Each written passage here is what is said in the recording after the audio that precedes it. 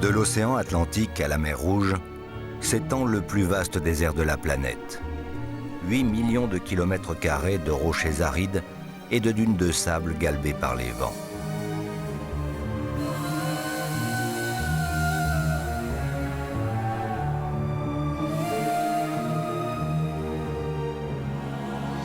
Un seul fleuve, le plus long de la Terre, traverse dans sa partie la plus orientale ces immensités qui n'ont pas toujours été désertiques. Mais l'inexorable pression du désert a lentement fait fuir les hommes qui se sont réfugiés au bord du Nil, la dernière oasis possible. Craint et respecté, le fleuve a attiré et généré les plus fantastiques civilisations hydrauliques de notre monde. L'eau du Nil a plus que jamais été source de vie et d'histoire.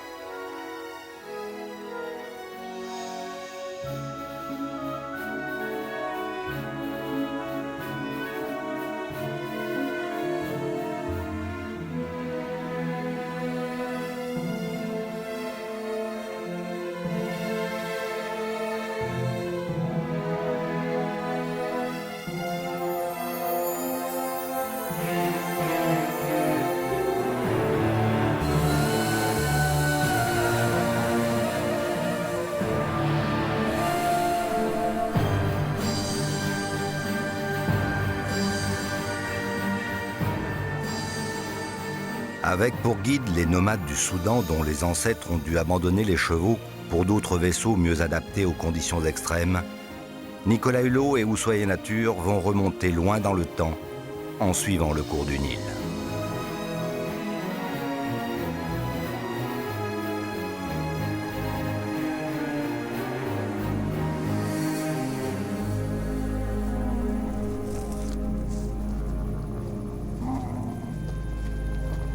Quand on réalise la superficie du Soudan qui fait plus de 8% du continent africain, ça en fait le plus grand pays d'Afrique, c'est là qu'on se rend compte de l'importance de l'ignorance à l'égard de ce pays dont je rappelle qu'il est bordé par 9 frontières.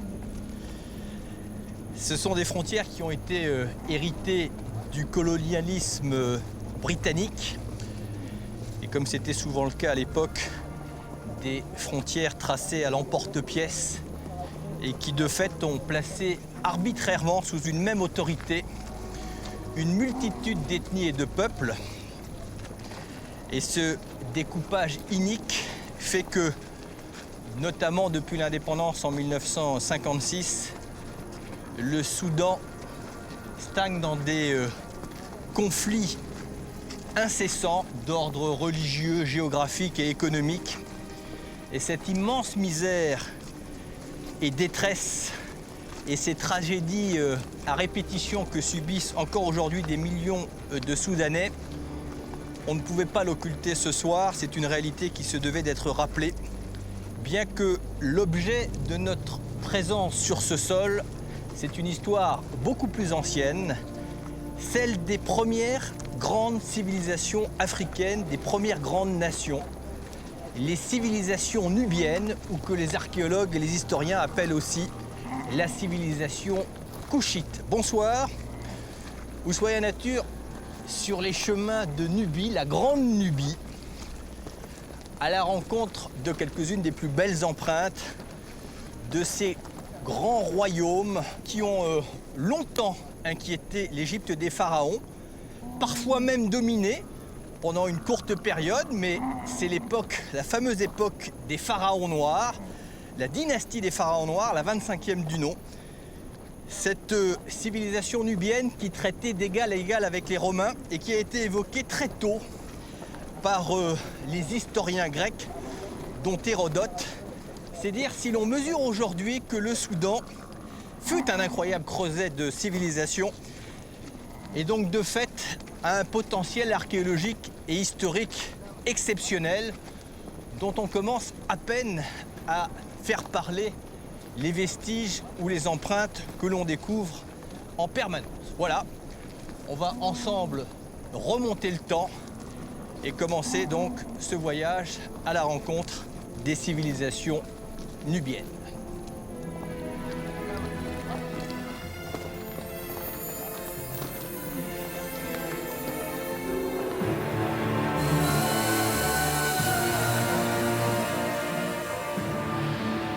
Dans la plus longue oasis du monde, de monumentales civilisations sont nées puis se sont éteintes en laissant d'extraordinaires vestiges. Nicolas Hulot, en compagnie de l'archéologue française Nassera Zaïd, remonte le Nil soudanais. Ils vont suivre un temps ce long trait d'union entre l'Afrique noire, berceau de l'humanité, et le bassin méditerranéen, origine de nos plus grandes civilisations. Si l'Égypte a longtemps monopolisé l'intérêt des scientifiques avec ses incontestables trésors archéologiques, le Soudan et la Nubie commencent peu à peu à laisser entrevoir un passé au moins aussi fabuleux.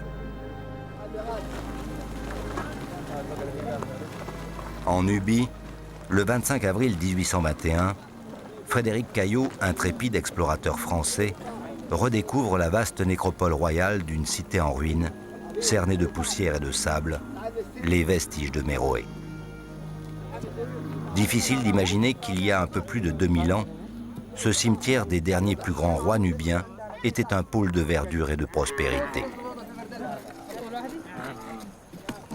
Frédéric Caillot et sa caravane s'étaient risqués dans la haute vallée du Nil, au-delà de la 5e cataracte, sans trop savoir ce qu'ils allaient trouver.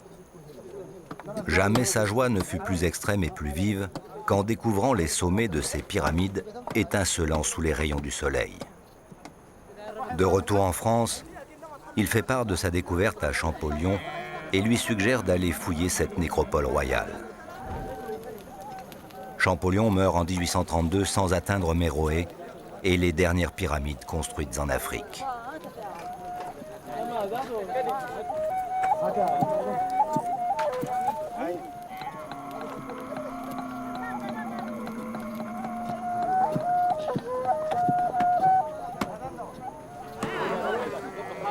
Pendant environ 3 siècles, avant et après la naissance du Christ, les hommes ont vécu ici comme les Égyptiens vivaient à Thèbes ou à Memphis, situés plus de 2000 km en aval sur le Nil.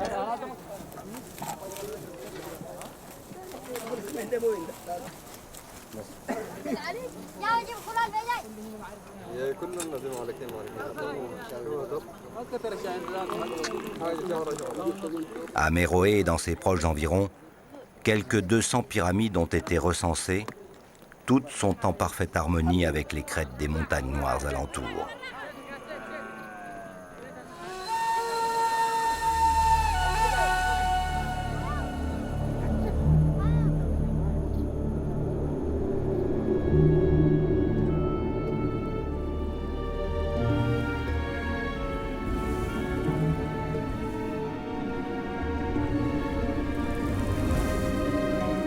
Regarde ça. Ça vaut quand même le déplacement. Il faut même réaliser à quel endroit on est. Là, on voit qu'il y en a qui sont très bien conservés. Méroé résonne comme une espèce de légende. Ce nom de cette nécropole, de l'ultime capitale de cette incroyable civilisation couchite ou civilisation nubienne, capitale un peu énigmatique comme ça, qui traînait dans des textes très anciens sans savoir si tout ça appartenait ou pas à la réalité ou à la légende. L'ultime splendeur des dynasties nubiennes, curieusement épargnée par la noria du temps, un peu affectée par l'érosion du sable et du vent qui soufflent en permanence ici. Et ce qui est assez paradoxal, c'est que ce qui a probablement le plus altéré Méroé, c'est quand on les a redécouvertes au début du 19e siècle, alors les pillages successifs ont commencé. Oui. Alors que pendant des siècles et des siècles, les dunes et le désert les en avaient largement protégés. C'est vrai que ce qui est mouvant ici, je trouve, c'est qu'on est devant les dernières pyramides construites en Afrique. Ce type de sépulture a été abandonné en Égypte il y a plus de 1000 ans. Et là, on se retrouve devant un modèle qui est un peu différent, hein, ça c'est sûr. Mais plus modeste en taille, mais plus nombreuse. Voilà, la quantité de monuments est beaucoup plus importante qu'en Égypte. Donc c'est assez impressionnant, même si l'architecture des bâtiments est différente. mais on est dans la symbolique pharaonique qui s'exprime de manière très très forte ici. On est vraiment dans une nécropole royale, une des nécropoles. Les sépultures n'étaient pas toujours aussi fastueuses et prestigieuses pour le commun des mortels à l'époque. Pas du tout. Seuls les rois ou les reines y avaient droit. Et à la mort du roi, eh bien, on avait à peu près un an pour édifier cette sépulture. Pendant ce temps, Voilà. on participait à la désignation du successeur. Du successeur. On a du mal à imaginer à quoi ça pouvait ressembler exactement à l'époque, parce que là, il y a l'usure du temps. Ces pyramides étaient enduites et c'était un enduit coloré très fort. Et puis les pylônes donc, qui marquaient l'entrée de la sépulture et les chapelles d'offrande étaient entièrement décorées. Le défunt choisissait l'emplacement de sa tombe, mais ce n'est pas lui qui construisait la pyramide. Elle était composée en fait de chambres funéraires qui étaient creusées à environ 8-10 mètres sous le sol, à laquelle on accédait par un escalier.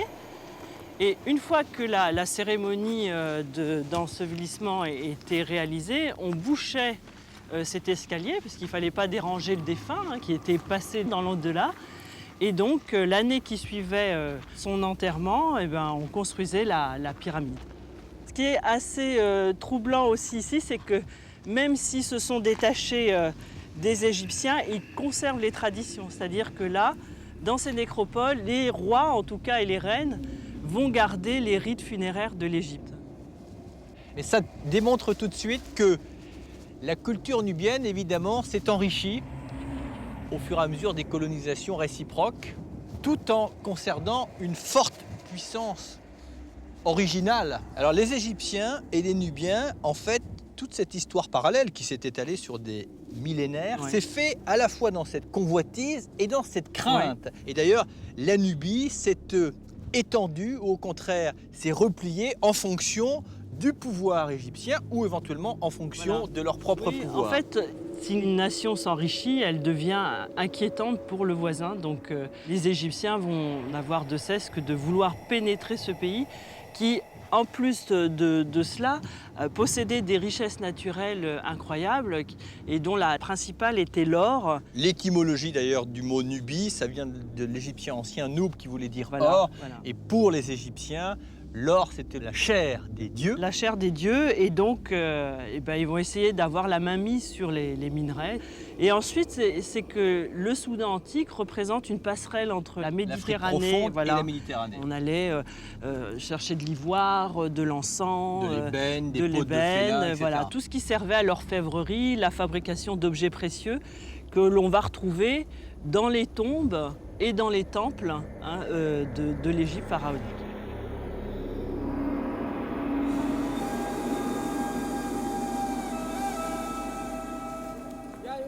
Les sépultures des pharaons noirs de Méroé ont souffert des outrages du temps, mais plus encore des pilleurs de tombeaux, comme le docteur Ferlini. La plupart sont partiellement effondrés. Le site est en danger, les dunes envahissantes ont déjà recouvert de nombreuses chambres funéraires, désormais inaccessibles.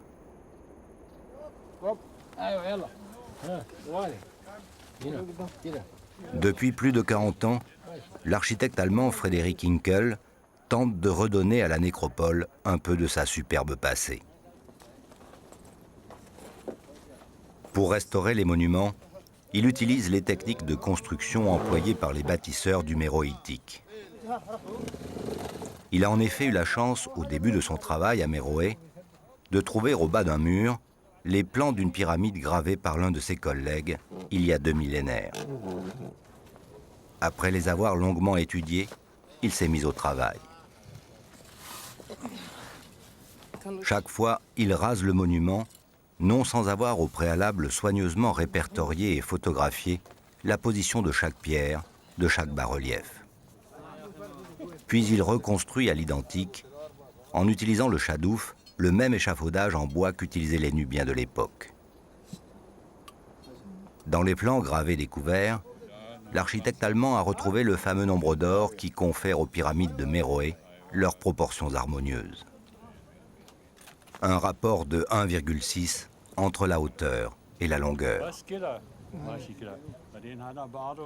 Contrairement aux pyramides égyptiennes, ces monuments érigés à la gloire des pharaons noirs ne sont pas bâtis à l'intérieur, mais remplis d'un amas de gros cailloux. Seule l'enveloppe de la pyramide est composée de pierres soigneusement taillées. Ici, la chambre funéraire n'est pas à l'intérieur de l'édifice, mais sous celui-ci, creusé entre 6 et 10 mètres de profondeur.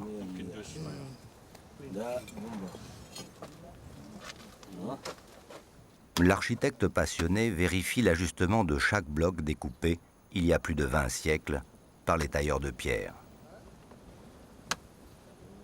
Il en connaît chaque marque imprimée par les scies métalliques employées à l'époque.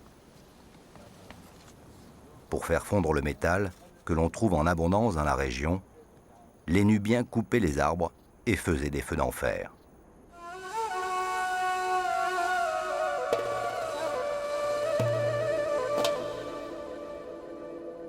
Après avoir sauvé nombre de monuments menacés par la remontée du lac Nasser, Frédéric Hinkel a encore beaucoup à faire pour remettre en état cette immense nécropole.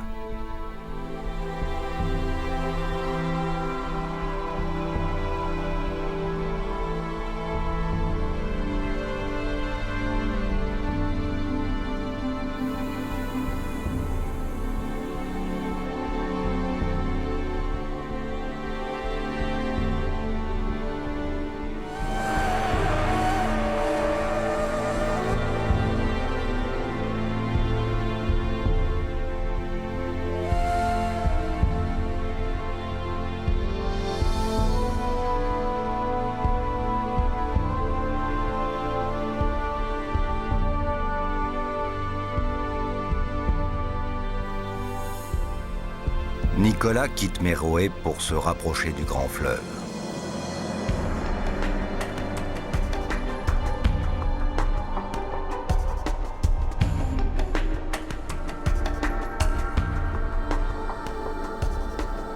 Depuis le ciel, il observe ce double ruban vert providentiel pressé par le désert. Si le Nil a fait l'Égypte, il a aussi fait la Nubie.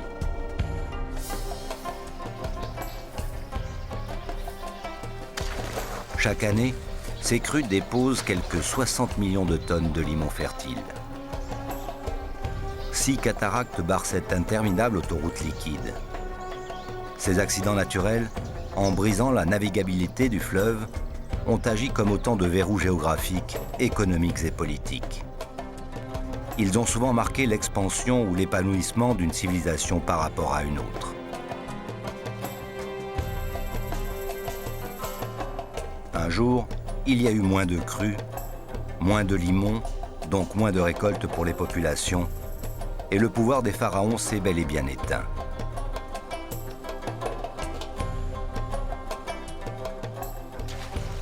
Malédiction divine ou caprice de la nature, des scientifiques pensent aujourd'hui que l'apparition du phénomène El Niño n'y serait pas étrangère. De plus, le barrage d'Assouan bloque les boues fertiles en provenance du Haut-Nil, obligeant désormais les paysans vivant en aval à fertiliser le sol avec des engrais chimiques.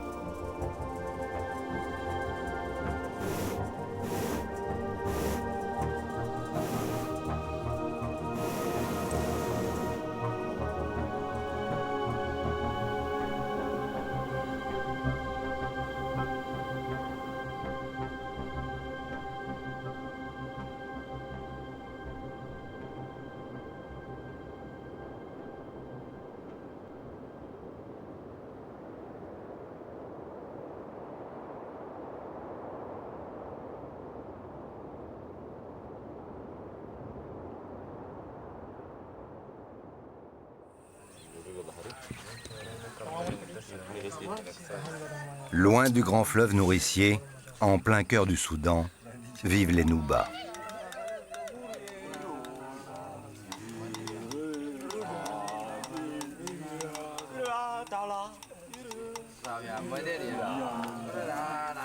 Le cycle des saisons rythme la vie de ce peuple d'agriculteurs-éleveurs. La fin des moissons est l'occasion d'une grande fête où l'art corporel atteint son paroxysme.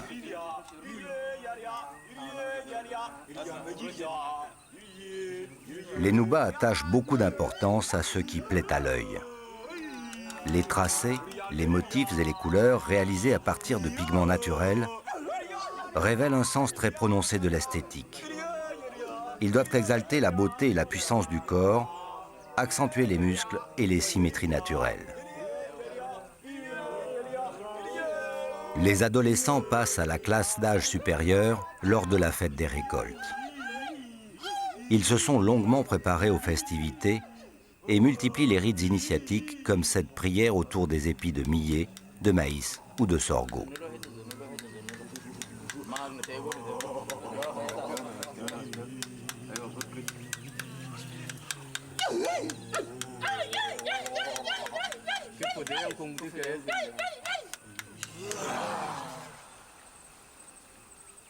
Pris en tenaille entre le sud sous influence chrétienne et noire africaine et le nord du pays musulman, les Noubas sont restés animistes et attachés aux croyances ancestrales malgré les pressions énormes et près de 15 années de guerre dévastatrice.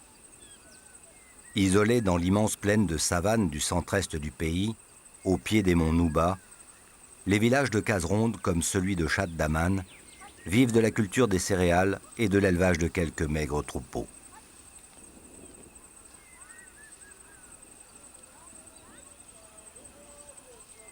Les Noubas possèdent notamment de remarquables connaissances sur les propriétés d'une quarantaine d'espèces de millet dont les lieux de culture et les époques de maturité diffèrent. Le bon rendement de leurs champs, malgré l'environnement géographique difficile, couvre non seulement leurs besoins mais permet de vendre le surplus des récoltes.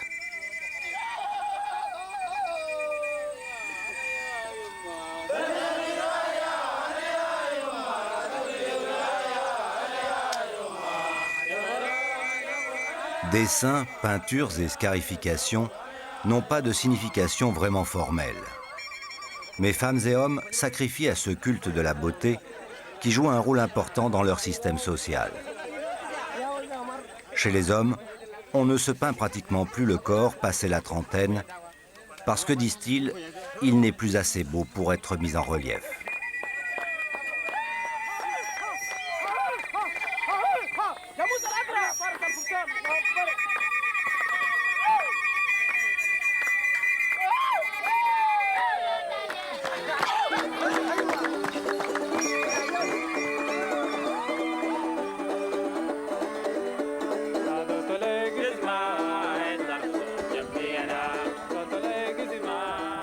La lutte sportive joue aussi un grand rôle dans la vie des Noubas.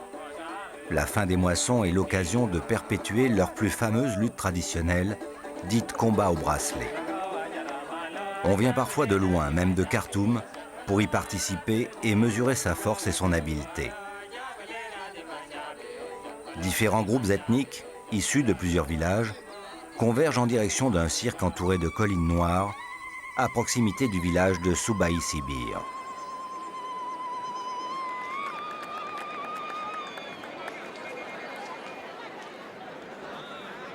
Les anciens ont déterminé les concurrents qui ne doivent avoir aucun lien de parenté entre eux et les combats commencent.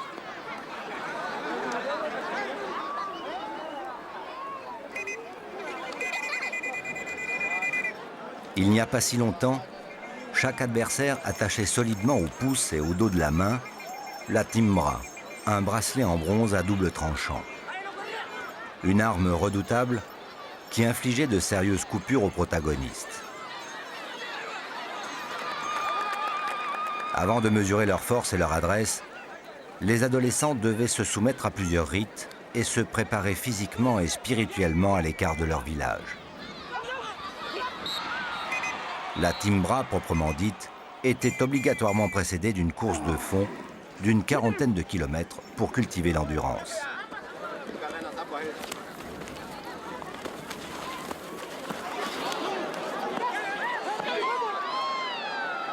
Réputés pour être parmi les hommes les plus robustes et les plus athlétiques de tout le continent africain, les Noubas ne considèrent pas ces luttes comme des échanges de coups brutaux et inamicaux. Ces combats ne sont pas non plus réservés à l'élite.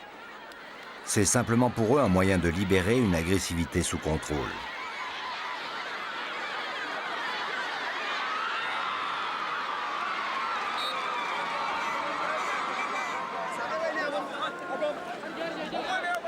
Chaque individu masculin se défoule ainsi jusqu'à l'âge de 30 ans.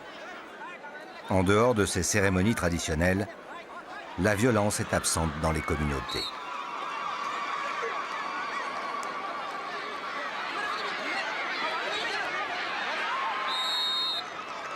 La proclamation du vainqueur provoque la liesse chez les spectateurs. Mais le vaincu n'est pas oublié.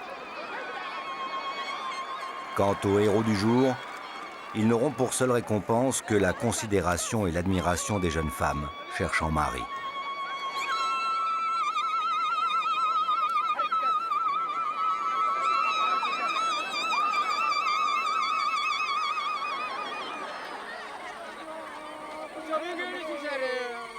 Pendant ce temps, au village de Koudjour, une délégation de patriarches dépose au pied d'un vieil arbre les différentes productions de millet.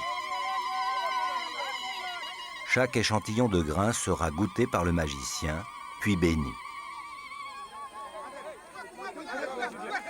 Lorsque celui-ci sort de sa case, tout de rouge vêtu, son verdict tombe. Alors seulement la population a le droit de consommer la récolte.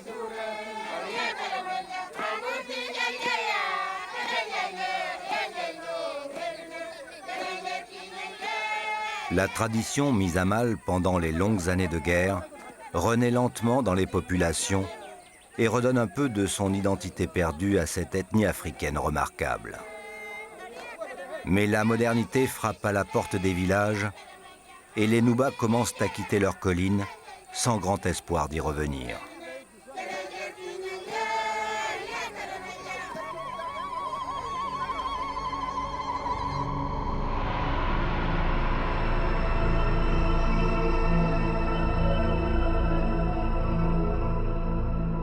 L'histoire de la Nubie a toujours été très liée à celle de l'Égypte. Lorsque cette dernière était à son apogée, la Nubie était soumise. Un jour, les pouvoirs se sont inversés.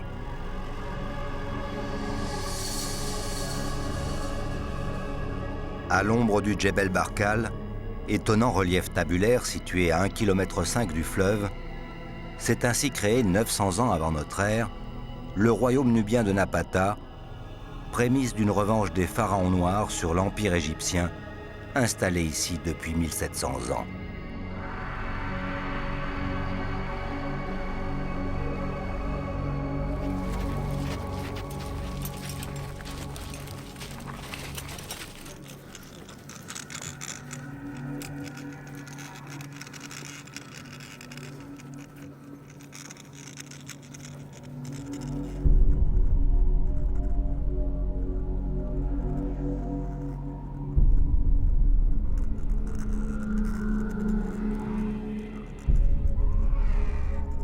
Nicolas Hulot et Nasser Azaïd sont au sommet plat et lisse du Djebel Barkal. 90 mètres plus bas, Claude Rilly, égyptologue et l'un des seuls spécialistes au monde à travailler sur l'écriture méroïtique, se fait hisser par un ingénieux système de poulies et de traction animale au sommet de l'aiguille rocheuse idolâtrée par les Égyptiens et les Nubiens.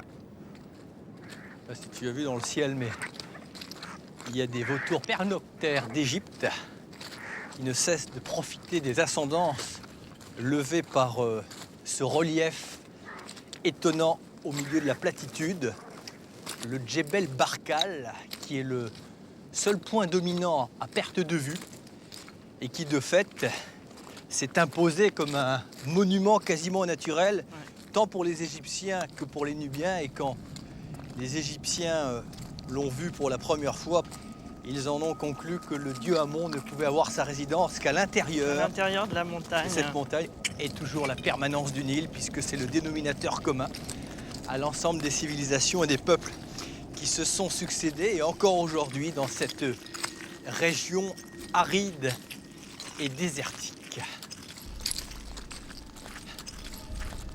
Et là, Napata, ou du moins ce que le temps a bien voulu épargner. Ouais. C'est vertigineux. Hein. Alors là, on est vraiment au-dessus des vestiges de la cité. On peut voir un bâtiment très important qui est un temple dédié au dieu Amon, justement, celui qui habite cette montagne sacrée. La construction a commencé sous un pharaon égyptien, celui qui justement a repoussé les frontières de l'empire pharaonique jusqu'à Napata. Et donc comme il dédie sa victoire à Amon, il lui fait ériger un temple. Et donc là, on a l'empreinte de ce bâtiment prestigieux qui a été remanié à différentes périodes, puisqu'on verra que les pharaons noirs vont remanier, agrandir une série de temples, donc qui étaient construits tout autour de cette montagne. C'est dire le côté sacré que l'on donnait aux dieux égyptiens à Napata. Et ils sont tous orientés vers le Nil, puisque effectivement le Nil... C'est la clé de la vie. C'est la clé de la vie. Voilà. Et alors ce qui est étonnant ici, c'est que Égyptiens et Nubiens s'y sont succédés ou retrouvés d'ailleurs, dans des périodes plus ou moins troublées, mais que la constance, c'est que le Djebel Barkal restait effectivement la demeure du dieu Amon et que chacun a dédié des édifices ou des stèles Exactement. au dieu Amon.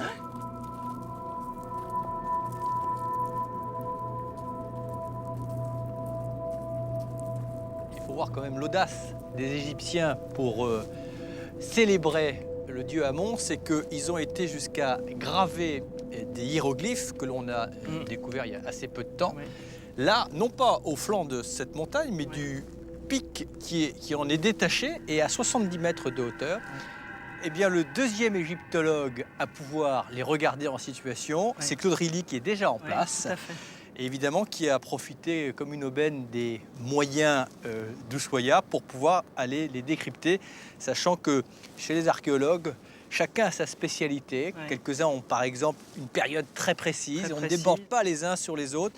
Et lui, sa spécialité, c'est le langage hiéroglyphique. C'est un peu notre Champollion pour nous à Ushuaïa. Oui, tout à fait. À tout à l'heure, Nasser. À tout à l'heure.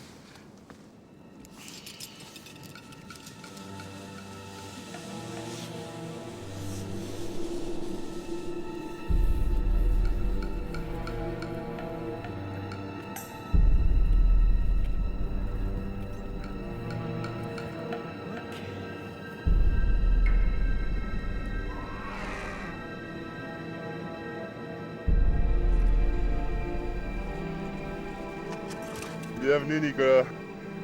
T'es le troisième homme à accéder en 2300 ans à cette inscription-là. C'est vrai. Oui, moi je suis le deuxième. Ouais. Et avant nous, il y a eu un archéologue américain, Timothy Kendall. C'est lui qui, le premier, a eu l'idée qu'il y avait des inscriptions, effectivement, ici. On les a bien vues un petit peu à la jumelle, mais c'était pas sûr, quoi. Il fallait monter là-haut, mais monter là-haut, c'est pas évident. Tu as une idée de la manière dont ils ont procédé pour venir graver ça? Parce que ça prend un certain temps quand même. On pense qu'ils sont donc... ils ont mis un échafaudage en enfonçant des rondins entre l'autre partie de ce pic, celle qui est de l'autre côté, et la falaise elle-même. Et ces rondins, ils les ont descendus avec un système de balancier. Évidemment, on peut se demander quel est l'intérêt de risquer de tant de vie humaine pour finalement graver juste des signes. Ouais, je serais pas étonné qu'il y en a 2-3 qui aient dévalé en bas parce que... Oui, bon, je pense aussi qu'il y a dû se passer, c'est ce qui a dû se passer. En fait, ce pic sur lequel nous sommes est considéré comme le cobra qui se trouve sur la tête des dieux, en particulier du roi des dieux, sur la tête des rois et sur la tête d'Amon.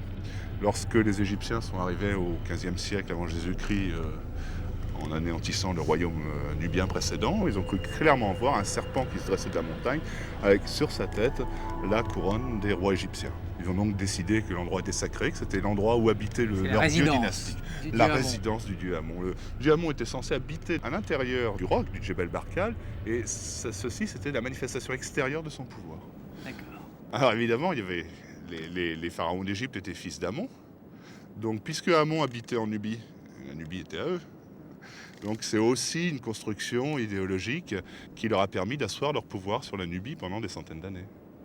Puis après, lorsque les rois du Sud, les rois locaux sont devenus suffisamment puissants pour s'emparer des royaumes d'Égypte, ils ont très habilement retourné exactement l'idéologie. Puisque nous sommes nubiens et qu'Amon habite en Nubie, eh bien, il est normal que la Nubie gouverne l'Égypte. Donc ça, ce sont des hiéroglyphes pure souche. Oui, ce sont des hiéroglyphes égyptiens, même si ceux-là sont un peu décadents. Ici, en fait, on a donc, à l'origine, on devait avoir 6 panneaux. D'accord. Mais comme tu vois, il y en a certains qui sont tombés véritablement en poudre. Et il nous reste 3 panneaux à peu près visibles. Ces deux-là ont été inscrits vers 680 au temps du pharaon Taharqa, qui était un roi nubien, mais qui était en même temps roi d'Égypte. C'est simplement des noms de rois ou c'est un vrai texte? Enfin, c'est un vrai Alors, texte. c'était un vrai texte. Comme tu vois, en plus il était probablement couvert d'une feuille d'or. Tu vois probablement qu'il y a des trous. Ouais. Les traces d'érosion les ont agrandis, mais originellement il y avait là des clous de bronze. Et si tu regardes bien, eh bien, on en voit quelques-uns. Il y en a un juste en face de toi là. Est-ce que tu le vois? Voilà. Ah oui, Tu dois le sentir. Ça, c'est pas on dirait un clou moderne en fer, mais en fait, c'est du bronze très très corrodé. Ce clou de bronze, tu vois, il a plus de 2000 ans. Comme c'était exposé au sud, la feuille d'or, toute la journée, reflétait donc la gloire du pharaon. Les Nubiens ont repris les hiéroglyphes à leur compte en les enrichissant ou ils les ont conservés tels quels? Ils ont conservé tels quels. Les hiéroglyphes en égyptien, c'est les Medunetch, les paroles des dieux. Ils sont investis d'un pouvoir magique et on ne les change pas. C'est extrêmement conservateur. Et normalement, à un iota près, ils n'y ont pas touché, jusqu'au moment où, étant séparés de l'Égypte depuis trop longtemps, ils ont fini par ne plus vraiment bien les connaître. Pour eux, l'égyptien, c'est un peu comme pour nous au Moyen-Âge était le latin. C'est-à-dire tout ce qui était officiel était écrit en latin, mais ce n'était pas la langue du peuple. La langue du peuple, ici, c'était une autre langue, mais l'égyptien servait pour écrire les textes, puisqu'ils ne savaient pas écrire de toute façon leur propre langue. Alors là, il y a écrit quoi, par exemple? Alors là, on voit donc le nom de couronnement de Nastacène. Je vais te donner une petite leçon. Tu vois un cercle solaire qui est cassé en quelque sorte par la rainure. Ouais. En dessous, tu vois 2 bras levés de chaque côté. Et en bas, tu vois une petite croix avec une anse, Très bien. qu'on connaît bien en général, c'est le signe de la vie. Ouais. Donc ça va se lire Ankh, Ka, Re. C'est-à-dire le Ka, c'est-à-dire l'âme. L'âme de Ré est vivante, que vive l'âme de Ré. Ré, c'est bien sûr ce dieu soleil qui nous tape sur le crâne, là. Là, il respecte son vœu parce qu'il vit bien, là. Tout à fait, oui.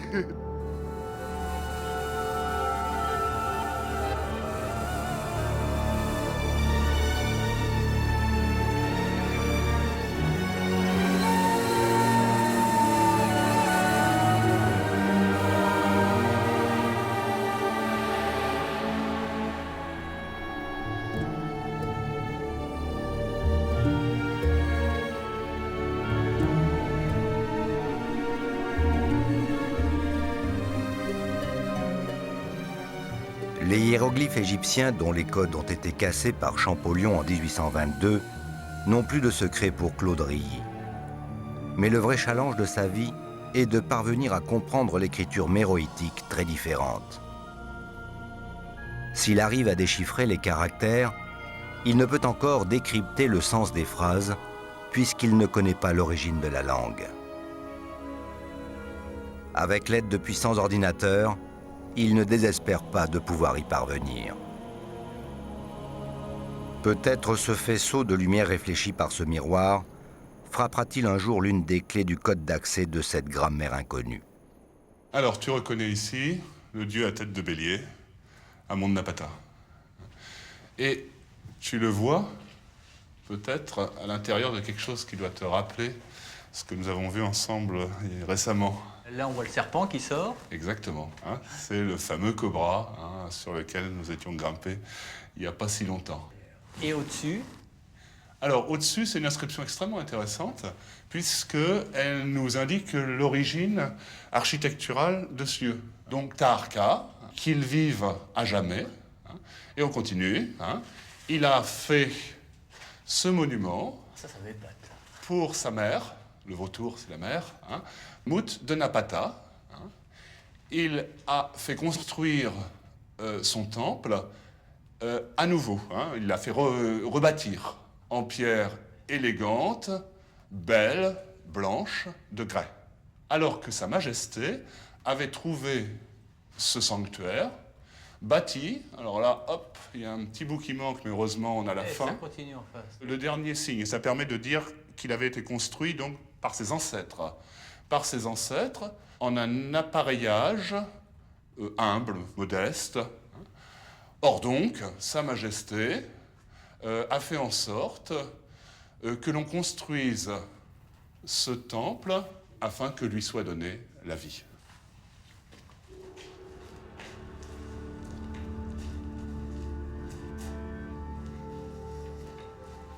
Alors, je vais te présenter quelques images de modélisation faites par Tim Kendall pour reconstituer un petit peu le temple de Mout tel qu'il existait à l'époque de Taharqa. Alors, c'est parti. Voilà, donc ici on découvre tout d'abord la montagne sacrée et l'ensemble des temples. Ils apparaissent effectivement tels qu'ils étaient. Ouais, c'est bien, ça donne une échelle des choses. Tout à fait. Tu vois que le climat est à peu près comme aujourd'hui, ça n'avait pas changé. Et puis ici, droit devant, le cobra. Alors on va s'en approcher de ce temple de Mout. Comme tu vois, il y a une petite colonnade extérieure et un pylône d'entrée qui a totalement disparu. On n'en possède vraiment plus aucune trace. Voici le pylône d'entrée, avec un prêtre, ici. Et nous entrons dans la première colonnade, qui était la première salle cérémonielle, d'ailleurs à ciel ouvert. Deuxième pylône, et voilà, nous arrivons enfin dans la partie du temple où nous sommes, la seule qui était véritablement conservée parce qu'elle était sous la roche. Merveilleux. Tout autour de nous, des représentations de la déesse Mout. On va tourner un petit peu. Et comme tout ça a été réalisé à partir de facsimilés, eh bien, tu vois, en fait, on montre qu'à l'origine, ce sont les dessins des archéologues qui ont servi à cette reconstitution. Alors, nous arrivons enfin dans ce qu'on appelle le Saint des Saints, le Naos, c'est-à-dire là où se trouvait la statue du culte. Bien, maintenant on va pénétrer dans le Naos, là où était gardée la statue de Mout, avec ce défilé divin, ce défilé des dieux. Jolie procession, là. Alors, Alors là, il y a le pendant égyptien du dieu Amon. Tout à fait. Alors il est suivi de sa femme, la déesse Mout, à qui était consacré ce temple. Derrière lui, leur fils, le dieu Khonsu, un dieu lunaire qui porte le disque de la lune entre des cornes de vache. Et il tient donc l'ensemble des sceptres du pouvoir royal.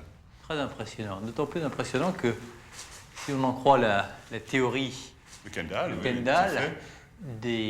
de futurs rois ont vu le jour ici, quoi, dans cette pièce. Oui.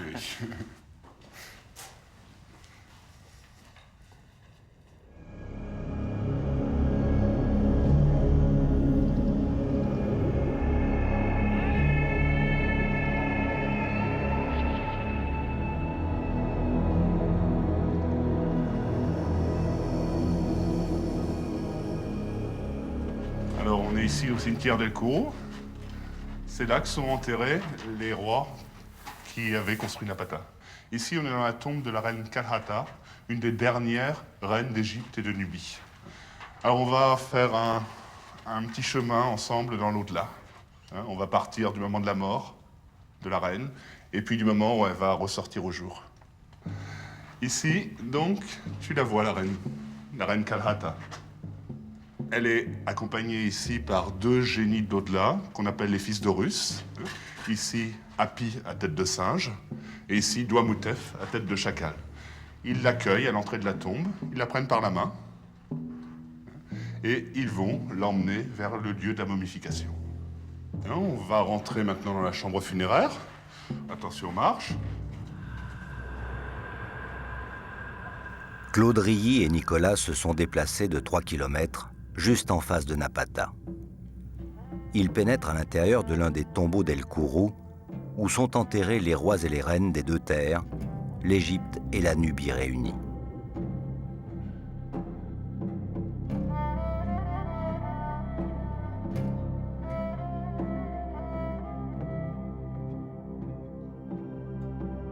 Les peintures sont ici remarquablement conservées, malgré les crues du Nil dont on voit l'empreinte sur les murs.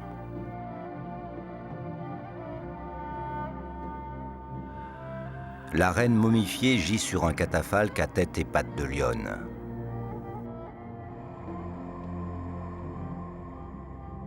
Tout autour d'elle, la procession des dieux d'Égypte.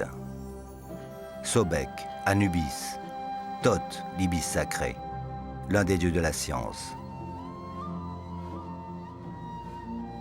Il y a bien sûr la barque divine du dieu Ra, représentée sous la forme du disque solaire, et adoré par les Babouins. La reine prend place au milieu de l'embarcation, accompagne l'astre solaire dans le voyage souterrain qu'il accomplit après s'être couché à l'ouest. Ensuite, ce sera la renaissance à la lumière. Alors, je te propose de voir quelques objets qu'on a trouvés justement dans les tombes du Soudan et qui reflètent la pénétration des coutumes égyptiennes. D'accord. Avec tout d'abord un magnifique cartonnage, un plastron de momie exactement, qui vient du nord du Soudan. Alors on peut effectivement déchiffrer ici les hiéroglyphes, je te ferai grâce du début, c'est toutes les offrandes qui sont souhaitées aux défunts. Et ici on voit son nom, on voit un petit personnage qui tient un mur, c'est donc l'architecte. Et le nom de l'architecte, qui est égyptien, apparaît après, il s'appelle Bébi. Ah, le personnage qui tient un mur, ça... C'est le verbe construire, c'est tout ce qui est en rapport avec la construction. D'accord. Donc il date à peu près de l'époque des Ramsès. Alors tout d'abord, les morts ayant besoin de tout l'équipement nécessaire à la vie dans l'au-delà, une paire de sandales. Sandales? Oui. Alors évidemment, ce n'est pas des sandales prévues pour la vie de tous les jours, puisqu'elles sont en bronze. Ce serait un petit peu pénible à porter en perpétuité. Mais elles étaient au pied de la défunte. Voilà, tout à fait. Elles ont été au pied d'une princesse qui porte le joli nom un peu compliqué de Neferu-Kashta. Voici maintenant, venant également d'une tombe de princesse d'El Kourou, un petit collier de perles de faïence en ce qu'on appelle bleu égyptien. Faites très attention. Magnifique. Voilà, donc ce sont des petites fleurs de lotus. Et c'était donc porté autour du cou, comme on a vu sur le plastron de momie.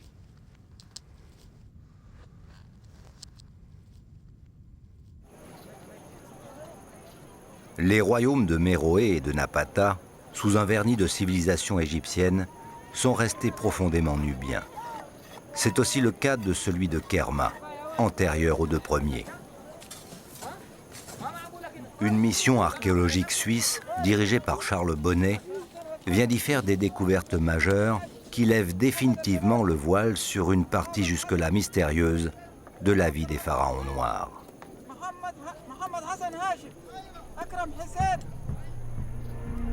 Charles Bonnet fouille minutieusement le site depuis 30 ans. La tâche est gigantesque et le chantier pharaonique.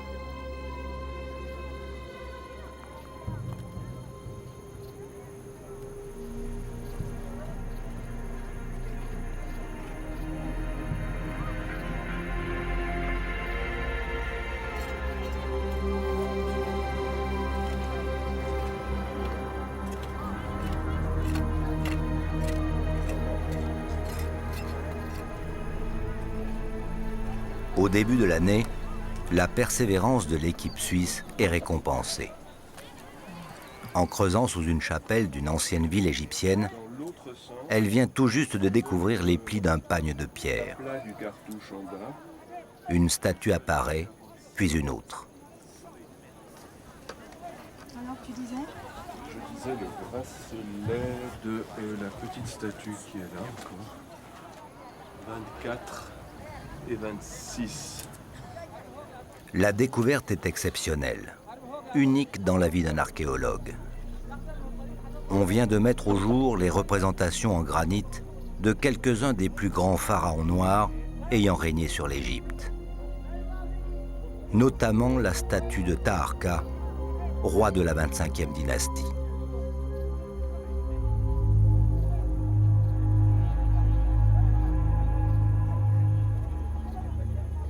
Les précautions sur le site sont maximales. Avant de déplacer quoi que ce soit, des croquis, des photos, des relevés extrêmement précis sont effectués. L'emplacement de chaque pierre, de chaque sculpture est dessiné dans l'espace. Les hiéroglyphes visibles sont reproduits. Rien n'est laissé au hasard.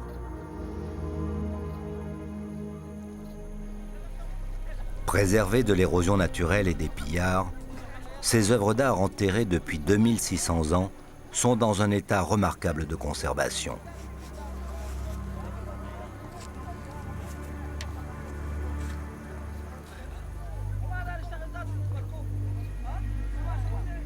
Choisi pour son calme et sa maîtrise, un homme descend lentement dans la fosse pour extraire les vestiges les moins volumineux.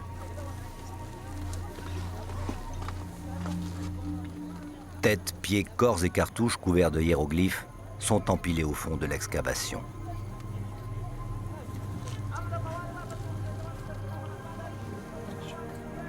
Les scientifiques estiment que ces effigies royales ont été brisées volontairement pour des raisons politiques avant d'être enterrées. Mais elles ont été enfouies avec les honneurs car des tissus et des feuilles d'or étaient placés entre les morceaux. Cette oreille, quelle merveille! Charles Bonnet et Dominique Valbel, professeurs d'égyptologie à la Sorbonne, mettent ces destructions sur le compte de Psamétique II, pharaon de la 26e dynastie, qui mena vers 600 avant Jésus-Christ une violente campagne en Nubie pour anéantir l'image très forte de ses prédécesseurs noirs. Jusqu'à présent, les archéologues étaient sceptiques sur le fait qu'il ait pu mener son armée jusqu'à Kerma. Ces découvertes en apportent la preuve irréfutable. Qui collent ensemble. 50 fragments en excellent état vont être exhumés de la cavité, dont 7 statues brisées mais quasiment complètes. Ah, ça c'est beau. Ouais. Elles seront toutes restaurées et étudiées dans leur contexte archéologique. Mais elles permettent surtout de mettre un visage sur des pharaons dont il n'existait aucun portrait jusqu'à ce jour. Fantastique.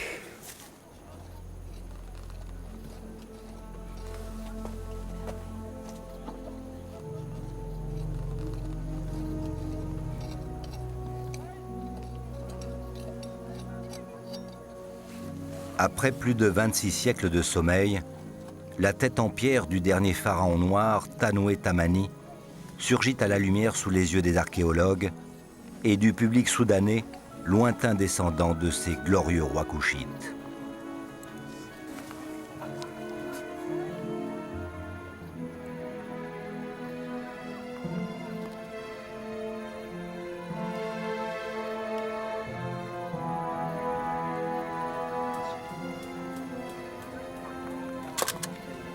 À force de persévérance, les scientifiques sont parvenus à reconstituer une des pages manquantes de l'histoire des pharaons noirs qui ont régné sur les deux terres.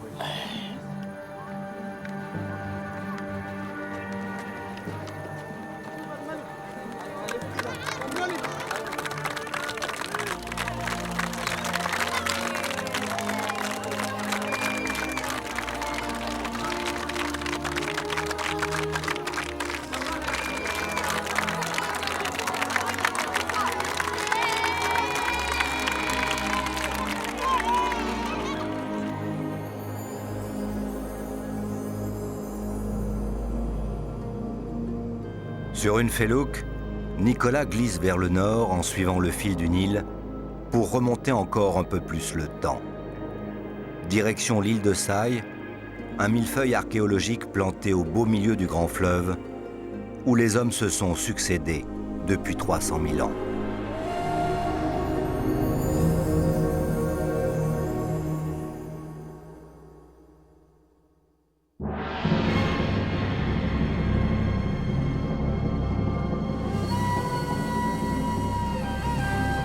Après avoir visité les cités nubiennes de Méroé, Napata et Kerma, Nicolas Hulot vogue sur le Grand Nil en direction du nord et de la première cataracte, là où le fleuve ceinture l'une des plus grandes îles posées en travers de son cours, l'île de Saï.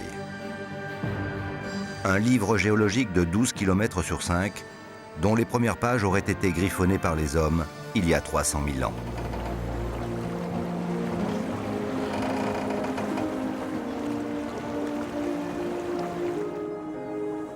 Aux côtés de Nicolas, sur cette felouk qui n'a rien à envier aux bateaux qui naviguaient sur le Nil il y a 3000 ans, Francis Goes, directeur de la mission archéologique française au Soudan et maître de conférences à l'université de Lille.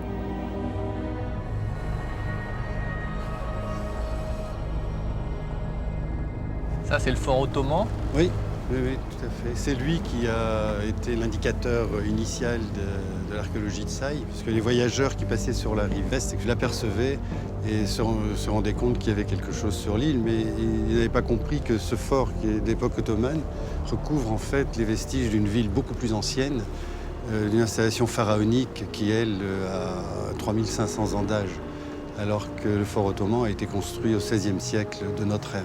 Pour vous, c'est un millefeuille magique, l'île de Saï, parce que pour les archéologues, c'est vraiment l'île de la Providence. Parce que c'est un lieu exceptionnel qui confirme la permanence de la présence humaine des temps les plus anciens, puisque vous avez retrouvé, il y a peu de temps, des présences d'industries aussi sommaires soient-elles, du paléolithique, mais du paléolithique inférieur, ce qui veut dire 300 000 ans, ce qui est unique au monde, non ?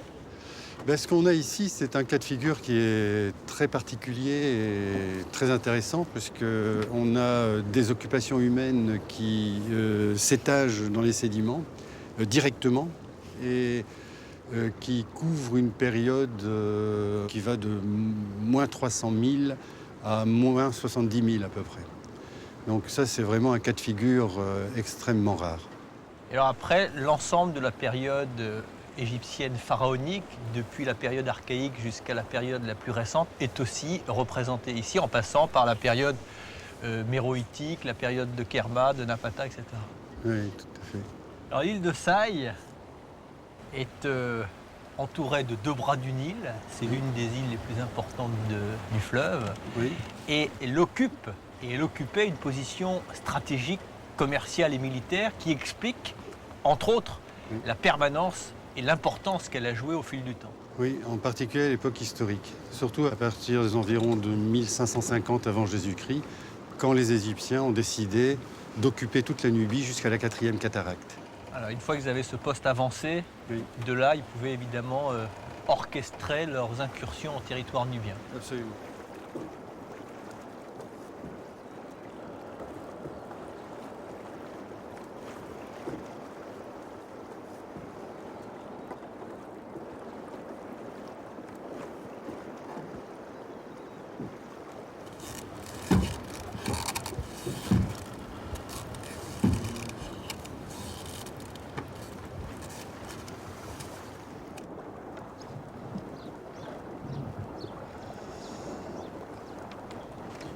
Alhamdulillah. Shukran.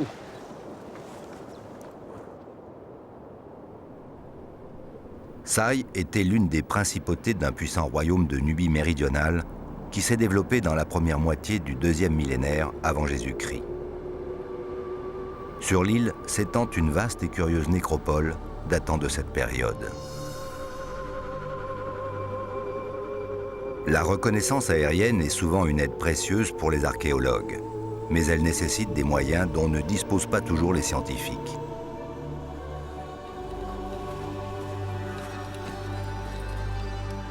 Bernard-Noël Chany a mis au point un ingénieux système de prise de vue, efficace et peu onéreux, suspendu à un gros cerf-volant.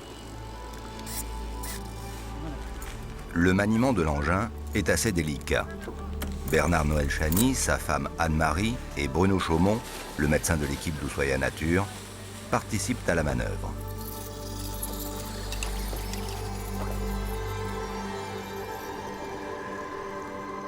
Sous la voile de 5 mètres carrés, une petite manche à air stabilisatrice a été accrochée au câble.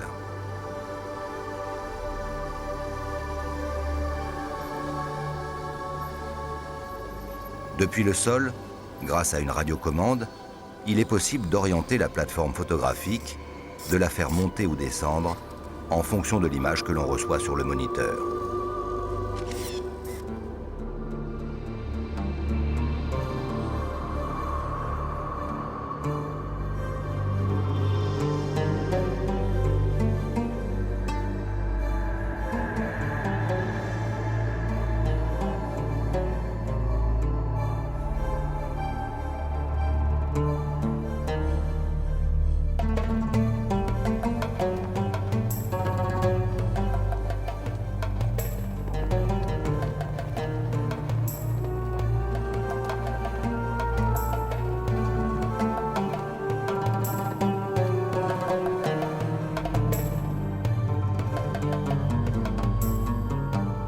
La vue aérienne du site est impressionnante. Des centaines de cercles et dépressions constellent la surface. Ils indiquent à coup sûr l'emplacement de sépultures. Les cercles les plus grands sont d'énormes tumulus de 40 mètres de diamètre. Ils signent les tombeaux des princes de Sai, qui devaient probablement protéger la frontière septentrionale du royaume.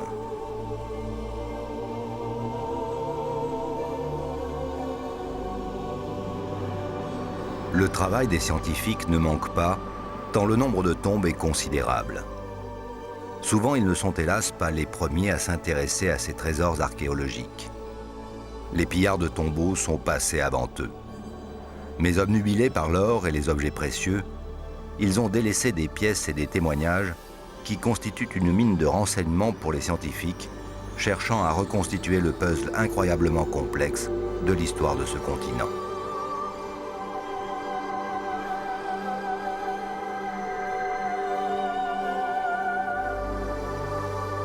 Des plus grandes tombes couvertes de superstructures de briques crues ne subsistent souvent plus que les fondations.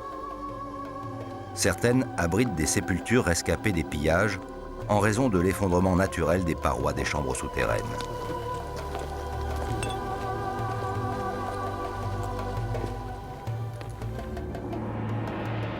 La photo aérienne renseigne immédiatement les scientifiques sur l'état des tombeaux.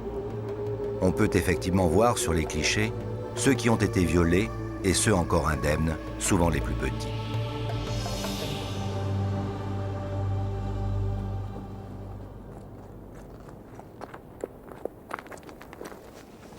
Alors ce que nous fouillons ici, c'est un petit cimetière Kerma, donc de la même période que cette grande nécropole avec ces grands tumulus que nous avons vus tout à l'heure. Les tombes qu'on a ici sont un peu antérieures. On est dans la période moyenne, qui se développe entre 2000 et 1700 avant Jésus-Christ environ. Et on a ici un cas de figure un peu particulier, des tombes beaucoup plus modestes. Je ne m'attendais pas du tout à ça lorsque nous avons commencé la fouille, qui semblent représenter une petite unité familiale de paysans qui devaient habiter ici sur les bords du Nil et dont les tombes n'ont pas été implantées dans la grande nécropole où, semble-t-il, la plupart des habitants de l'île avaient leur sépulture. Pour des raisons que tu ignores. Pour des raisons qu'on ignore, oui, tout D'accord. à fait. Donc on a commencé cette fouille et moi je pensais qu'on allait trouver de grandes tombes circulaires, parce qu'au Kerma moyen on a de grandes tombes circulaires avec... On peut marcher là ? Oui, là on peut. Qui sont assez profondes, avec un mobilier relativement abondant. Et bien non, on a des tombes qui ont été d'une part très érodées. Hein, comme vous voyez, les squelettes sont très proches de la surface. Des tombes aussi qui sont assez pauvres, avec une population d'âge varié. On a ici un individu qui devait avoir 10-12 ans. Là, on en a un qui a 4 ans. On a des adultes, tous associés dans la même petite unité funéraire. Et visiblement même des fœtus. Hein. Et même des fœtus, oui. On va regarder. Alors ici, on a donc Raphaël est en train de travailler sur l'une de ces tombes. À ce stade, vous n'avez aucune idée de savoir si c'est un homme ou une femme ? A priori, on peut juste affirmer qu'il a un caractère féminin à cause de cette échancrure Au bassin ? au bassin, mais rien ne dit que c'est une femme. Simplement un caractère féminin. D'accord. Et le fait, par exemple, qu'il y ait visiblement des bijoux Un collier là ici, en Ici. pâte émaillée blanche et verte. Un bracelet à la cheville gauche. Ça veut rien dire sur le... Sur le sexe, non, Ouais. absolument pas. Parce Non. que les hommes étaient autant parés que les femmes. Ah oui, tout à fait. D'accord. Et ici, C'était un pendentif.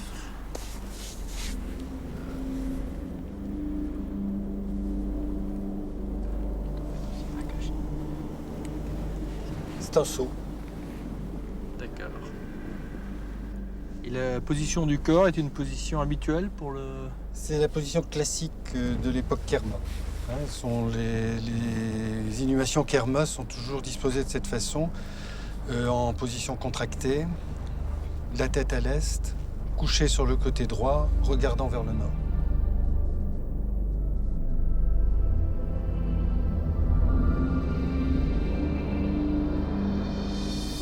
Non loin de là, comme partout sous la terre de l'île de Sai, s'empile le millefeuille de la longue histoire des rives du Nil. Nicolas et Francis Goes descendent dans une tombe pharaonique dont les chambres viennent à peine d'être dégagées pour déchiffrer quelques pages de ce très vieux grimoire.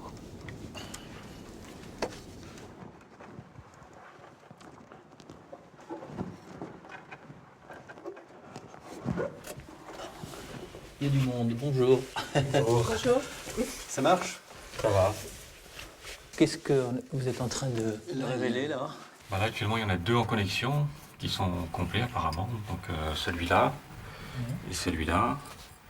Et puis il y en a un 3e qui vient se mettre par-dessus l'autre. On voit encore un morceau de la colonne vertébrale ici. Hein. Là, à ce stade, vous n'arrivez pas à voir si ce sont des adultes ou des enfants? Si, avec les dents et puis avec les sutures en fait. Hein. Donc celui-là, il n'est pas très vieux. Il y a encore la 3e molaire qui est encore dans la mandibule, hein, qu'on voit, sans racine. Et puis avec les disques vertébraux, on se rend compte que c'est un adolescent, à peu près entre 15 et 18 ans à peu près.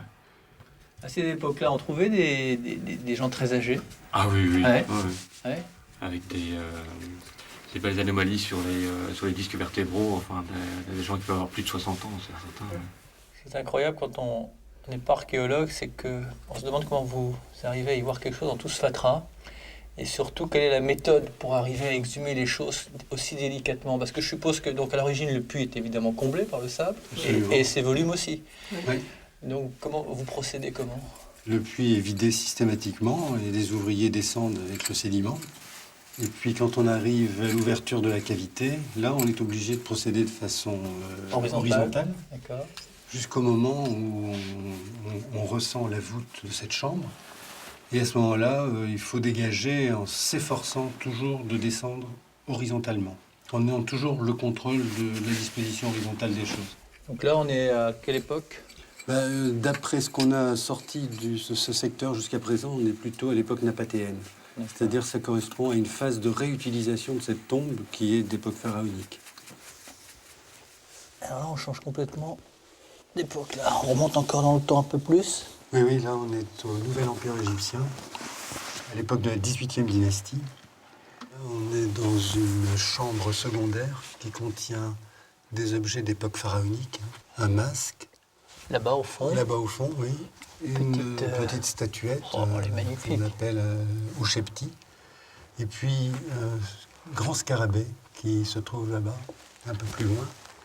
Qui est un scarabée de cœur. L'Ushepti et le scarabée de cœur sont 2 éléments extrêmement importants du mobilier funéraire des Égyptiens. L'Ushepti a pour rôle d'effectuer les corvées qui pourraient être exigées du défunt dans l'au-delà, essentiellement des travaux agricoles, donc des travaux à caractère alimentaire. Le scarabée de cœur, on va pouvoir le sortir peut-être. Voilà. Et ici, donc, ce scarabée de cœur, qui est placé généralement soit dans la momie, soit au cou du défunt.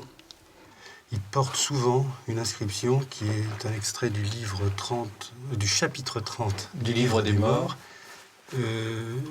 dans lequel le défunt supplie son cœur de ne pas témoigner contre lui au moment de la pesée du cœur, qui est un des moments essentiels du passage dans l'au-delà. Permettez. Alors ici, il est particulier puisqu'il est en forme de scarabée, mais avec une tête humaine.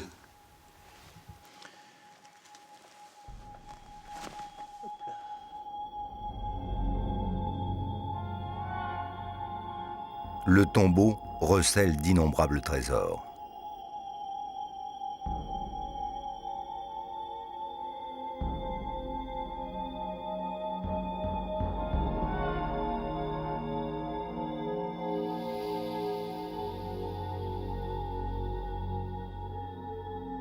La moisson est importante. Vases en albâtre, colliers, flacons en pâte de verre, nombreux Ushepti, ces sarcophages miniatures, sont rassemblés avec soin. Ils seront étudiés ultérieurement.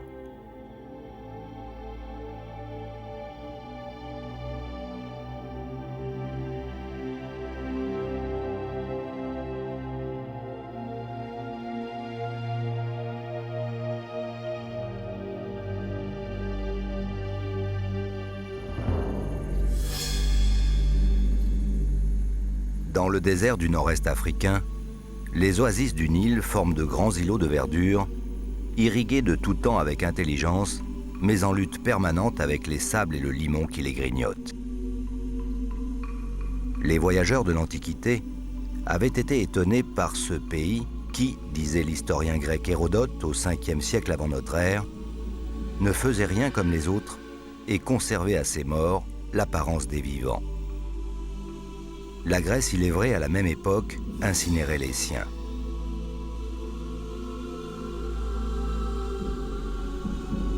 Dans l'oasis égyptienne de Karga, à l'ouest d'Assouan, au pied de fortifications romaines en ruine, une équipe d'Où Soyez Nature a suivi les travaux très spécifiques effectués sur des momies par l'historienne Françoise Dunant et le médecin radiologue Roger Lichtenberg. Ici, il y a 2000 ans, des paysans cultivaient une terre aujourd'hui asséchée.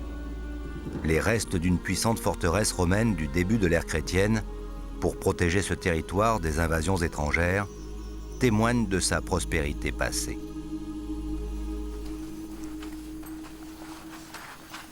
Dans les nécropoles environnantes de cette oasis, où les scientifiques travaillent depuis 1981, des centaines de corps momifiés ont été exhumés. Les dépouilles, remarquablement préservées, ont permis de réaliser une véritable étude épidémiologique de ces populations d'Égyptiens modestes ayant vécu à l'époque ptolémaïque.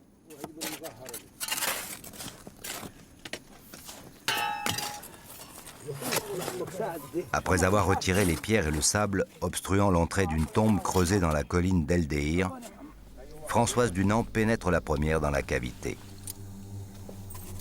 Une petite ouverture, mais enfin, on peut passer des momies avec ça.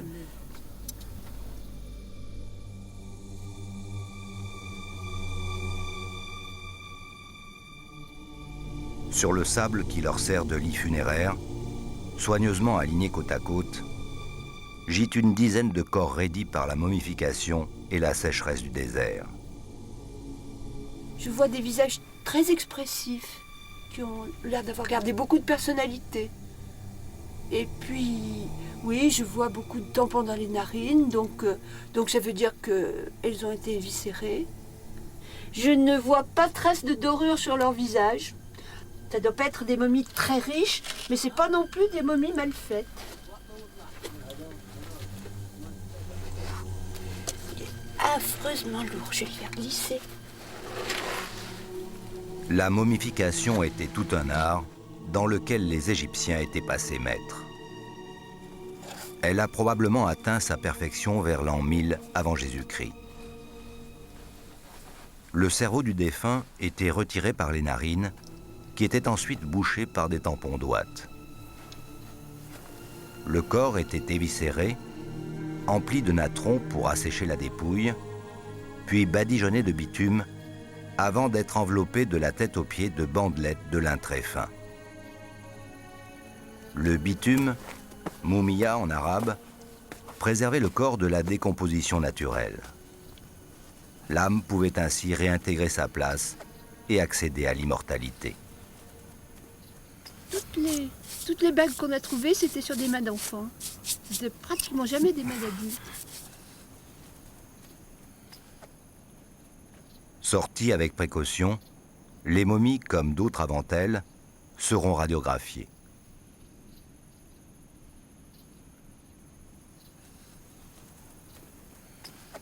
Celle que j'ai en ce moment, elle a les mains, en tout cas la main gauche, tout à fait crispée, au lieu d'avoir les doigts. Ah oui. Les doigts étendus comme la plupart des autres, elle a les doigts crispés. Ça veut dire des souffrances en mourant.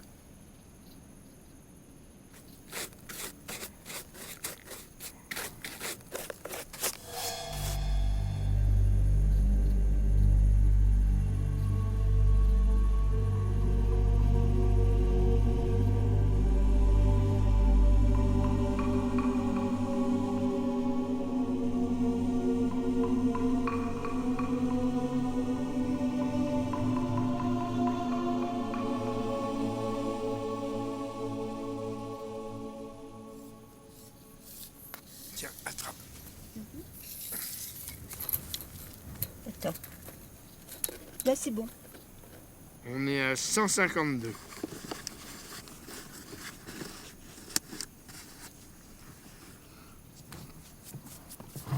J'ai un petit garçon qui a gardé en partie son bandage de tête. Il a des cils très bien conservés. Et il a comme une espèce de bouton là au coin de la bouche, mais j'ai l'impression que c'est le produit d'embaumement qui est dur, tu sais. Ah oui. C'est beau. 1m60. 1m60. J'aurais dit plus comme ça, a priori. Enfin, Oui, quand même, mais il a une bonne taille. Pour notre population, c'est assez Non, grand, non. finalement. C'est un bel homme. Roger, tu as vu ses cheveux? Ils sont dorés par endroits. Elle Il y a devait Il y a des mèches dorées. commencer à blanchir et le henné a moins pris sur les cheveux blancs que sur les cheveux encore colorés. Elle est très belle, celle-ci. Oui. C'est tout de même extraordinaire de penser qu'au bout de 2000 ans, ils ont encore une telle personnalité. Après leur radiographie, ces momies appartenant peut-être à une même famille seront replacées dans leur tombeau et dormiront à nouveau en paix. On estime actuellement à plus de 720 millions le nombre de corps humains embaumés par les anciens Égyptiens, sans compter les millions d'animaux, essentiellement chats, chiens, taureaux et crocodiles, qui ont subi le même cérémonial complexe de conservation.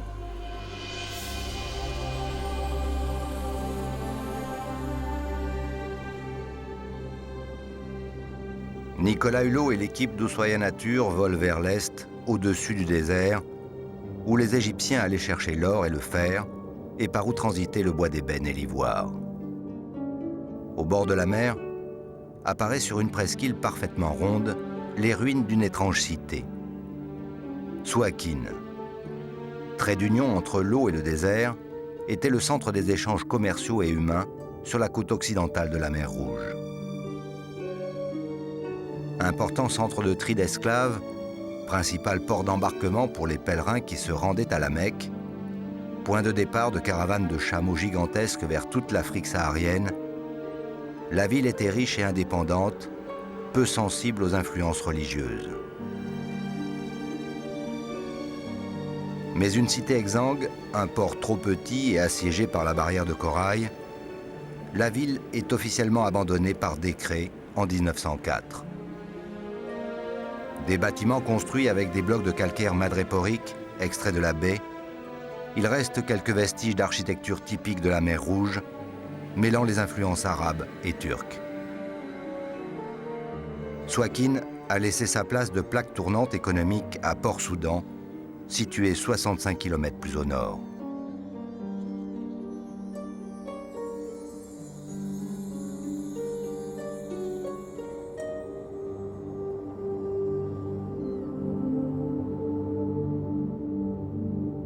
De par sa situation géographique et stratégique, la mer Rouge a connu depuis des millénaires un incessant va-et-vient de navires de tout tonnage. Agitée de courants violents, balayée par de redoutables tempêtes, aussi imprévues que soudaines, elle est le cimetière d'innombrables épaves colonisées par les coraux et la faune sous-marine. Un paradis pour les plongeurs.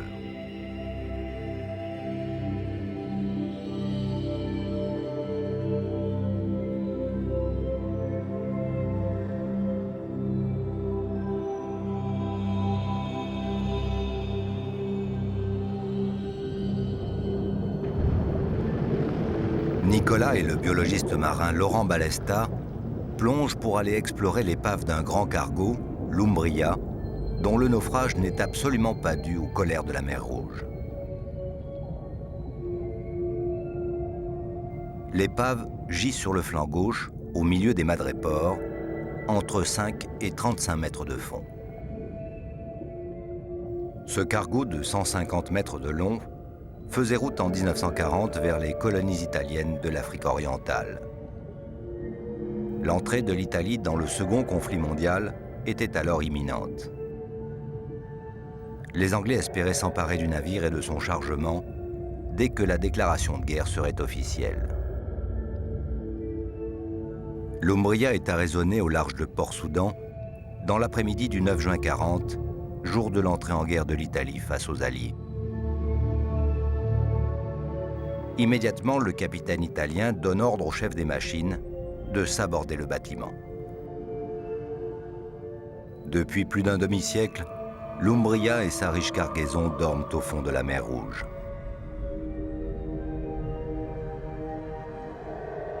Nicolas et Laurent explorent les soutes au contenu très éclectique. Des plaques de marbre, des machines à coudre destinées à Calcutta, des centaines de caisses de bombes, de fusées et de munitions sont toujours entassées près de sacs de ciment devenus durs comme le corail.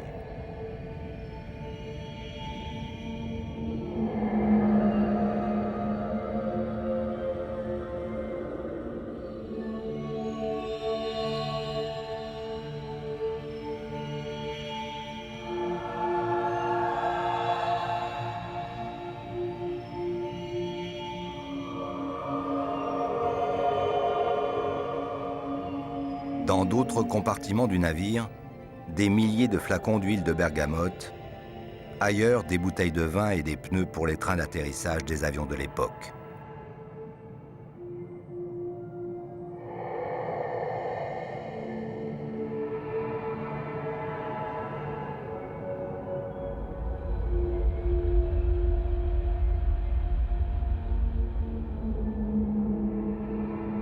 En pénétrant plus profondément dans les entrailles du cargo, les plongeurs découvrent un cimetière d'automobiles tassées les unes contre les autres.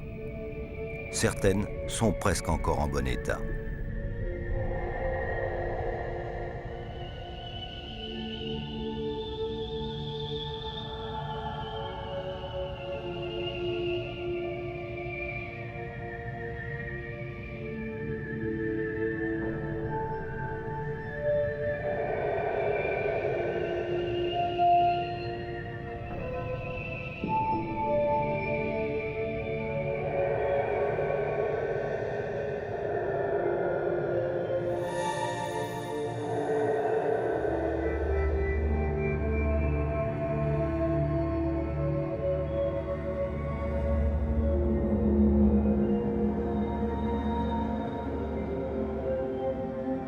Les deux nageurs sont sortis de l'Umbria et longent les superstructures sur lesquelles le puissant éclairage projette des ombres fantomatiques.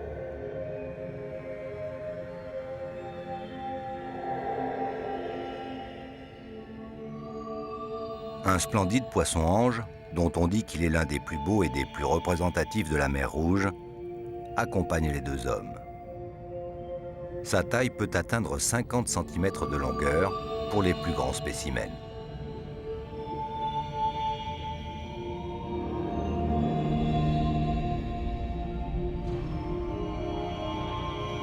Attiré par la lumière artificielle, un banc d'athérine se concentre en une boule compacte au sein de laquelle les déplacements de chaque poisson sont parfaitement synchronisés.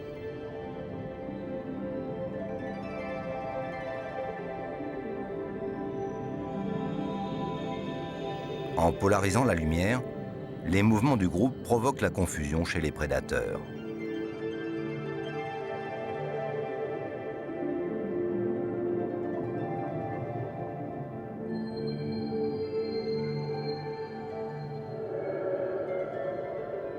Après plus de 50 ans au fond de la mer, l'épave de l'Umbria est presque entièrement recouverte d'éponges et de coraux. Dans quelques années, elle le sera totalement.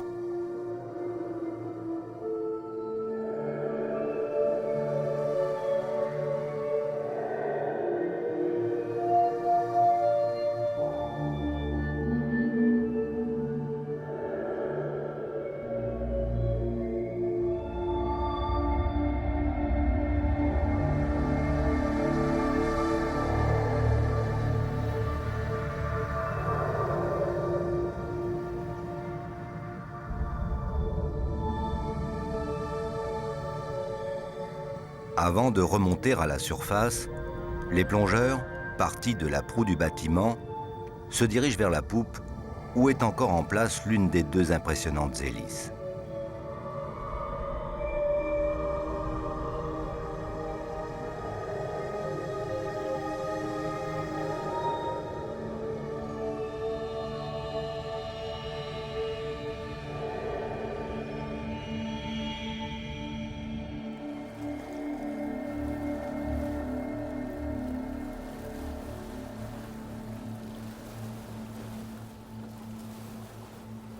Laurent Balesta et Nicolas ont regagné le pont arrière du Don Questo qui les avait amenés sur le site. Le biologiste marin a réservé une surprise à Nicolas. Là, c'est des petits échantillons de coraux. Ces coraux, en fait, je les ai prélevés à plus de 20 mètres. C'est-à-dire là où la lumière qui les atteint n'est plus que violette et où il y a encore quelques longueurs d'onde ultraviolettes qui pénètrent. Et si on les éclaire effectivement avec cette lumière UV, ben voilà ce qui se passe. Ah oui. Les coraux deviennent fluorescents. Vert, jaune, rouge. C'est splendide et d'autant plus étonnant que c'est pas dans le spectre du visible. C'est-à-dire que normalement, c'est pas fait pour être vu à l'œil nu. Voilà, et surtout, on ne le voit pas parce que si tu veux, c'est atténué par tout le reste du spectre qui atteint les coraux aussi. Enfin, une partie du moins. Je peux prendre l'endoscope à ton avis, ça bien va sûr, marcher. bien sûr. Donc, voilà, ce phénomène qu'on appelle donc la fluorescence des coraux. Alors, au-delà du phénomène, il y a une vraie raison écologique à cette fluorescence. En fait, on sait que les coraux contiennent dans leur tissu des algues microscopiques. Des algues donc, qui ont besoin de lumière pour faire de la photosynthèse. Or, la lumière violette, ultraviolette qui pénètre seulement à grande profondeur est difficilement utilisable par ces algues pour faire la photosynthèse. Ce n'est pas une bonne lumière pour faire de la photosynthèse. Et bien alors, les coraux ont trouvé une solution. Ils mettent à disposition des petites protéines, des pigments, qui vont transformer cette lumière violette, ultraviolette, en une lumière, cette fois-ci, utilisable pour ces algues. Et du coup, ça favorise la croissance des coraux. C'est un phénomène compensatoire. Voilà. La conséquence de ça, c'est que c'est du plus bel effet. Voilà. Pour peu qu'on utilise la bonne technique. Pour les observer. Dans des couleurs incroyables. Incroyables. Parce que ça, c'est à ne pas confondre avec ce que l'on appelle la bioluminescence, qui est là une forme de alors là, c'est une production de lumière. Autant la fluorescence, c'est une réémission de lumière, autant la bioluminescence, c'est réellement une production de lumière. Alors on va la voir sur un poisson bien particulier, les poissons lanternes. Il y en a plein à l'intérieur de l'épave, ils se réfugient là-dedans la nuit. Et ça, il l'utilise pourquoi alors Alors tout simplement, ça sert de l'air, en fait, ça va attirer un peu du plancton, etc. C'est une stratégie de prédation, quoi.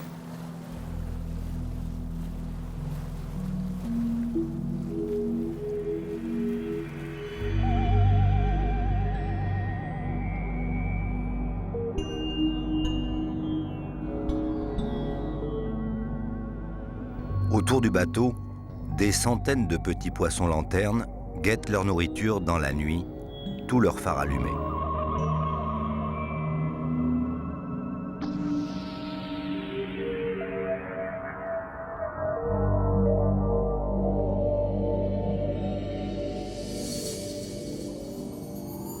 Les deux poches, situées au-dessous des yeux, sont remplies de bactéries vivant en symbiose avec l'animal, comme le font celles des vers luisants.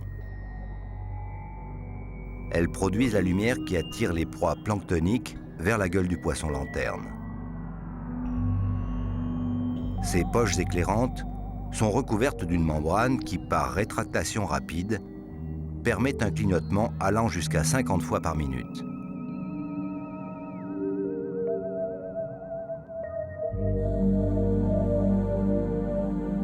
La mer Rouge, pourtant proche de la Méditerranée, est déjà une mer tropicale.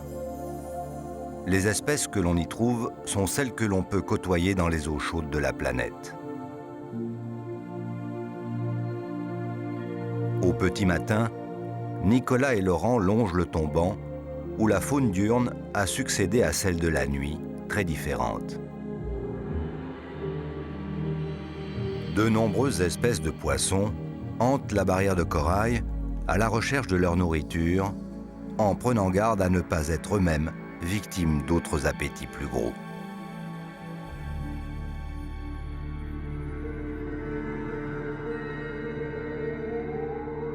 Les deux plongeurs débouchent sur un platier envahi par des fouets de mer, des tranches gorgones flamboyantes qui se sont ramifiées pour former une seule branche atteignant 2 mètres de longueur.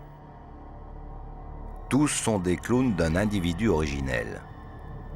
Par étranglement naturel, une partie de la colonie se détache, tombe sur le fond et redémarre un nouveau fouet parfaitement identique au précédent.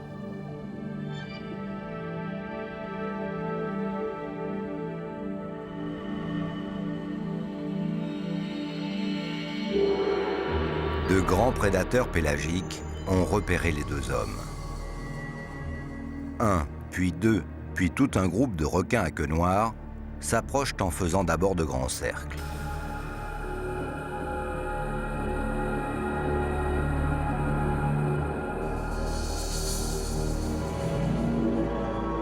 Tentative d'attaque ou simple curiosité, un requin s'est jeté sur la bouteille de Laurent.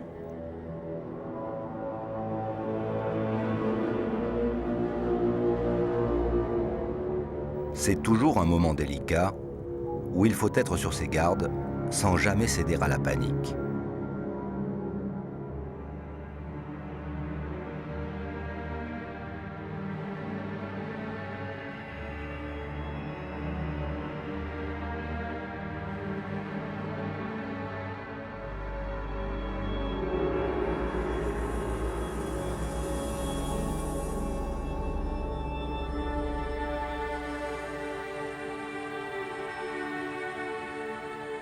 Lorsqu'arrivent des dauphins à long bec, les plongeurs savent qu'ils n'ont plus rien à craindre des requins. Ils peuvent alors regagner tranquillement la surface.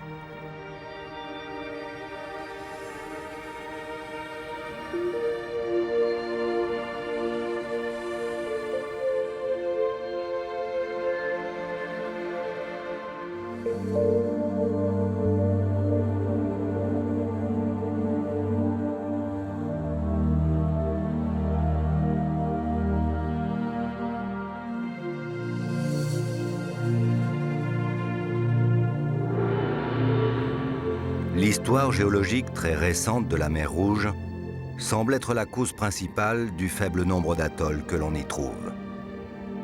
L'un des seuls, le récif de Sanganeb, près de Port-Soudan, héberge un superbe phare construit par les Anglais en 1830, dont l'éclat marque depuis la limite entre deux mondes opposés, le désert et la mer.